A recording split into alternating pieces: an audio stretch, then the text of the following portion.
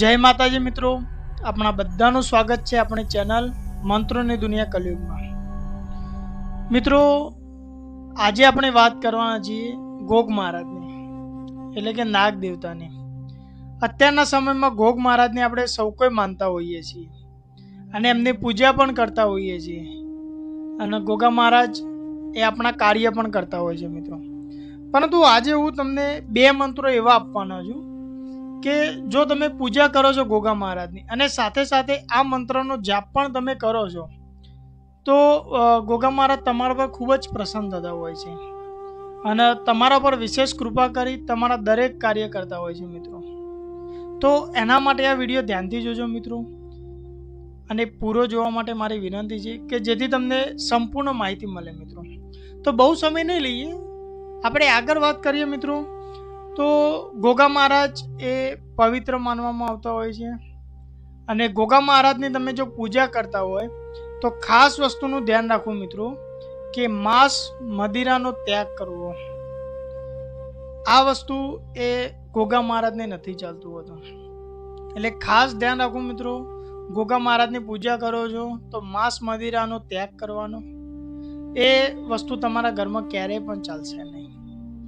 બીજું વાત કરીએ મિત્રો, તો ગોગા મહારાજની પૂજા કરીએ તો સૌથી પહેલાં મહત્વનું બનતું હોય છે કે જ્યારે તમે એમની પૂજા કરો તો સ્નાન કરીને જવું.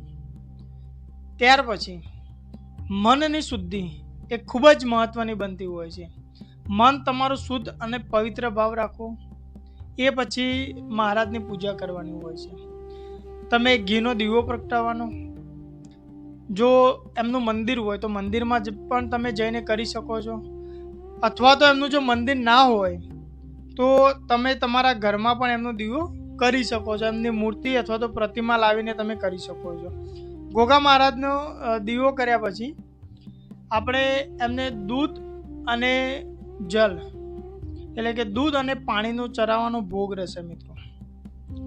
અને ખાસ વસ્તુનું ધ્યાન રાખવું મિત્રો કે આ વિશેષ પૂજા તમે સોમવાર હોય ત્યારે અથવા તો નાગપંચમી હોય ત્યારે તમે કરી શકો છો મિત્રો.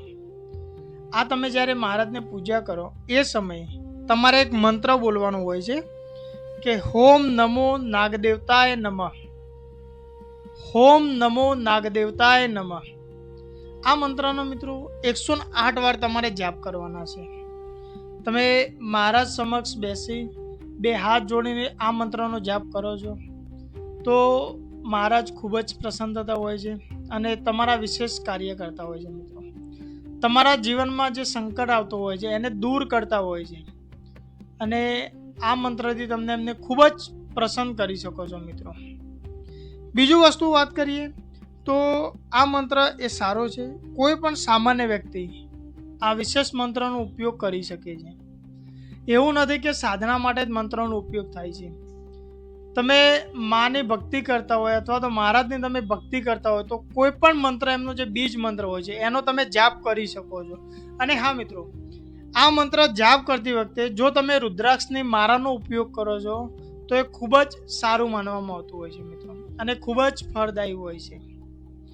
બીજું મિત્રો વાત કરીએ કે ખાસ મંત્ર બીજો એક એવો છે કે ગોગા મહારાજ એ રક્ષાના દેવ તરીકે જાણતા હોઈએ છીએ મિત્રો, અને ગોગા મહારાજનો રક્ષા માટેનો પણ મંત્ર આવતો હોય છે, જેમ કે ઓમ નાગરાજાય નમઃ. આ મંત્ર તમે જાપ કરો છો તો એનાથી તમને ગોગા મહારાજ રક્ષા પણ કરતા હોય છે અને તમારા પર કૃપા પણ બનાવતા હોય છે. અને બીજો મંત્ર એવો છે મિત્રો કે હોમ નમો નાગદેવતાય, હોમ નમો નાગદેવતાય નમઃ, હોમ નમો નાગદેવતાય નમઃ. આ મંત્રનો તમે ઉપયોગ પણ કરી શકો છો. એ સિવાય મિત્રો બીજો એક મંત્રની વાત કરું તો હોમ નમો ગોગા મહારાજાય નમઃ. આ મિત્રો એમના બીજ મંત્ર છે. આમાં ઘણા બધા એમના ભાવ રહેલા છે મિત્રો, અને આમાંથી કોઈ પણ મંત્રનો તમે જાપ કરો છો તો એ સારો માનવામાં આવતો હોય છે. તમારા જીવનમાં જે દુઃખ આવતા હોય છે એનું હરણ કરે છે ગોગા મહારાજ. અને મારું એવું માનવું છે કે કોઈ પણ વ્યક્તિ જ્યારે પૂજા કરે, કોઈ પણ દેવીની હોય કે ચાહે ગોગા મહારાજની, તો જો વિશેષ બીજ મંત્ર હોય છે એનો જાપ કરવો એ ખૂબ જ ફળદાયી હોય છે. જો તમારા જોડે સમય ના હોય તો તમે એનો ઓછામાં ઓછો 11 વાર જાપ કરી શકો છો.